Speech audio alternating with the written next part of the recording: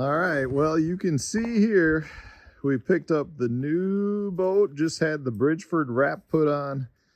Still need to put a bunch of my other decals on it for my other sponsors, but we've got here another Skeeter FXR20. I am extremely happy and proud to be running a new one for this upcoming season. Just a beautiful boat, so we'll give you a quick walkthrough of it here. Just picked it up from the wrap guy. We're leaving for Toledo Bend. Got my tennis balls here. That's a great way to protect the wrap. I don't like to run travel with my Lowrance graphs on. So to keep the tarp nice and neat and not tearing, tennis balls, great way to do it. So let's give you a quick rundown. It is the FXR20, and as you can see, we do have a little bit of snow on it. It is always a sad thing to pick it up from the wrap guy and then have to drive it back through the salt and stuff, but I'm leaving in 2 days, so we'll be able to give it a good wash. So we've got it powered here by the one and only Yamaha. It's the old 250 show, the VMAX. This thing for how many years? 14 years on tour. I have got back safely because of it, knock on wood. It is an extremely reliable motor. I absolutely love these things. So we've got it here with the hydraulic Atlas. I'm running that so we can raise it up and down, run through a bunch of the shallow water. From a power source, we're still running the old Battleborn, so 36 volt lithium ion phosphate batteries for the trolling motor. And then I've got a couple of these X2s running in parallel to get the starter run, and then I run my electronics off of it as well. One thing that I absolutely love with respect to the Skeeters is how clean and neat everything is in the back. So I've got a couple of main power switch systems. All my fuses, all the wiring is run underneath. I've got here my power pole charge battery.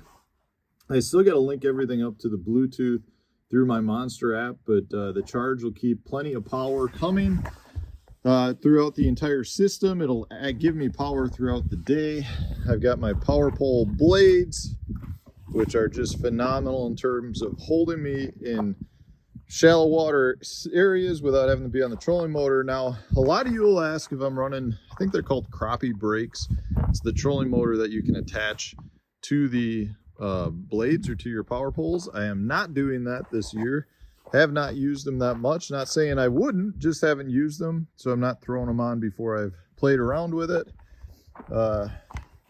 This is the old power system area, so I've got my ProSice Deckit mounts, and then I'll have two HDS 12 Lowrance units mounted to the dash here, and then on the front, that's where we'll put two more HDS 12s.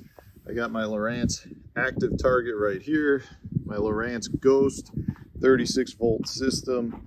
It's been such a good trolling motor for me the last couple of years, and to be able to link that up to my HDS 12 units, everything just runs really nicely being paired together. So when I get down to Texas here in a couple of days, I'll go ahead and put the HDS 12s on, get everything up and running. Now, one issue I have living up here in the frozen tundra is I can't just dump the boat in and put it to use and get the break-in hours on it. So I'm going to try to get down one day before official practice starts, probably head over to Sam Rayburn and at least get some good idle time in so that I can actually get some break-in hours on the motor.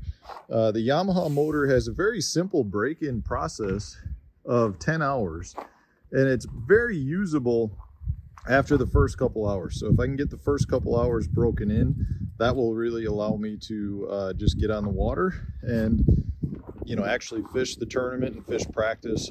You know, I'm not going to be making any huge runs during practice. I'll be able to run at the correct RPM range and just move forward and break it in to the point where tournament time comes. I'll have my 10-hour break-in done. Not a whole lot new with the trailer itself this year. There is this really nice handy dandy pole in terms of getting in and out of the boat with the steps. Absolutely love the steps, but I will say when you have a bunch of electronics mounted up here, it can be a little difficult getting in and out. So I'm really excited to have the pole to help me get in and out, to prevent me from hopefully falling and slipping on my butt. But the Skeeter trailers are extremely well built. They've got all the tough coat on there. Hopefully you can see it.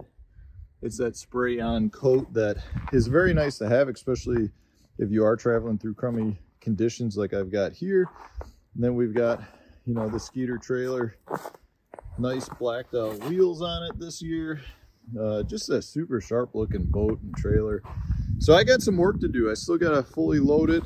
Got to get it all completely put away. As you can see, I've still got it exactly how it was from the factory. It comes with this nice tackle organization in it. But I've got a lot of work to do. I've got this is the first time it's actually been home. I picked it up from the dealer, took it right to the wrap guy, got it back from the wrap guy right now. I've got 2 days before I head south. So a lot of work to do. All right, well, because of that, I'm gonna let you go so I can start transferring stuff from the other Skeeter boat, which is still for sale if you're looking for one. I'm gonna transfer stuff over. Before I can do that, I got to put a bunch of my other decals in the boat, or on the boat, from all my other sponsors, and then we'll start transferring stuff over. I've been spending the last couple of days doing a bunch of the rod work, so I've got pretty much all my rods rigged, ready to go. But now I got to fill this boat up